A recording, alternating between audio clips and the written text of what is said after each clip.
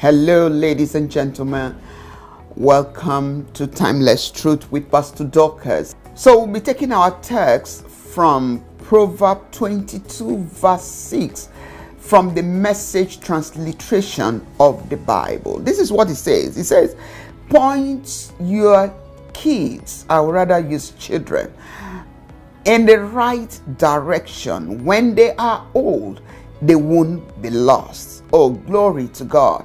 We are still dealing with parenting part 2, and in today's episode I want us to look at overindulgence.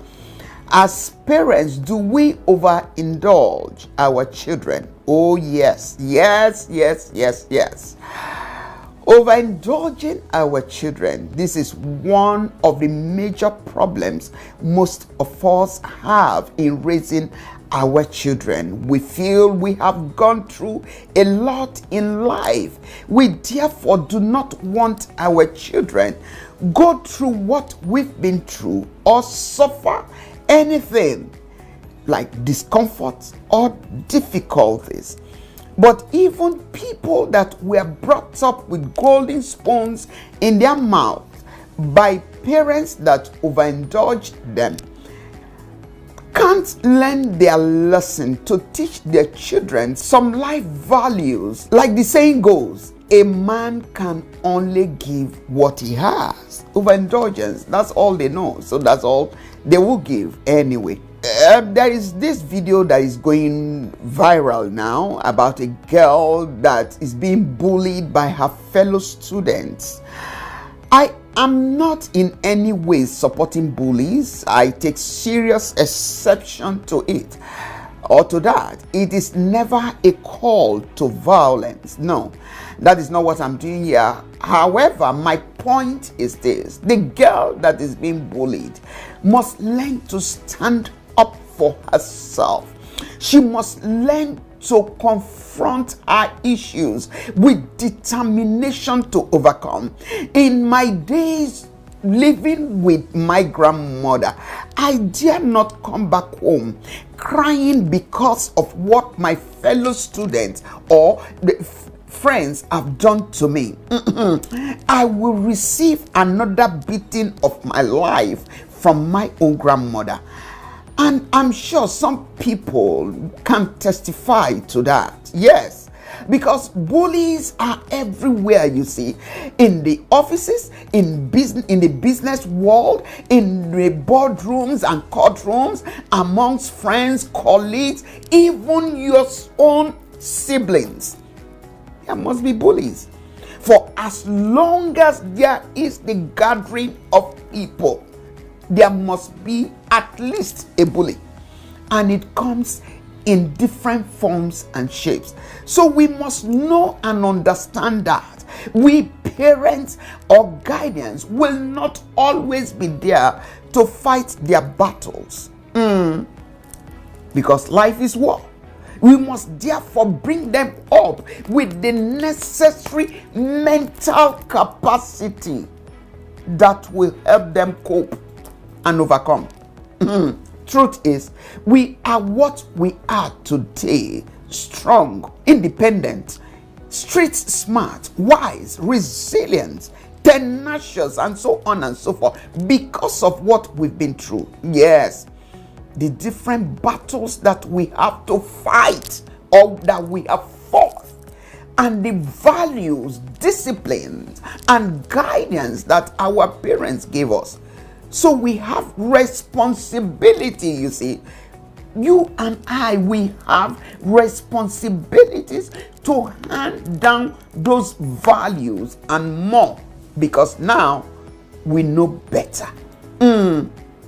God's principles on raising children, people, transcend every generation, society, and environment.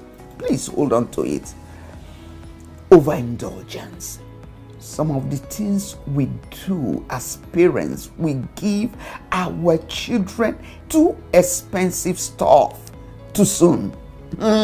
Things that they cannot afford nor maintain when they start life on their own with their families. I remember someone telling us in a program that we went that a lady ended her marriage right at the airport. Why? Because the husband bought an economic class ticket for them to travel for their honeymoon.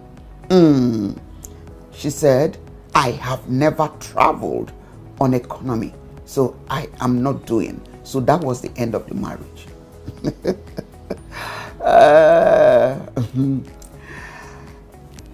Things that aren't age appropriate. How can a parent buy a first class or business class ticket for their children that are not even up to 20?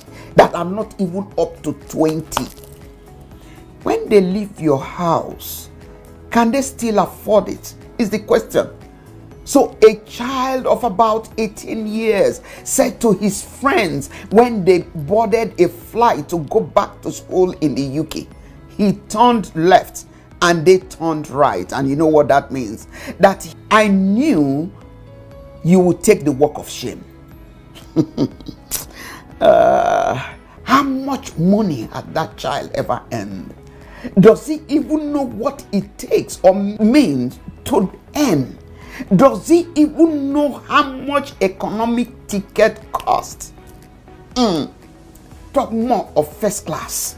For how long will he work or even do business to be able to buy first class ticket for himself?